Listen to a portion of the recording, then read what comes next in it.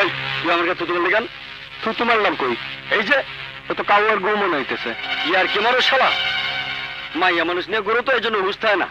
বেউসে যাও, একদম চোখ খুঁজে আলাম শালা। কোন মহল্লা যে যাইতেছো টের পাও না তো? এই আবুল রশিদ জাকির এদিকে আয়। এদিকে আয় তো তোরা। জাকির ভাই,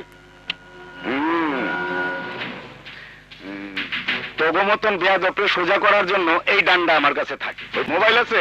মোবাইল রাখ। বলছি না গায়ে হাত দেবেন না, আমি দেখাচ্ছি। আর এইটা আছে, এটা আসল ফোটে। এটা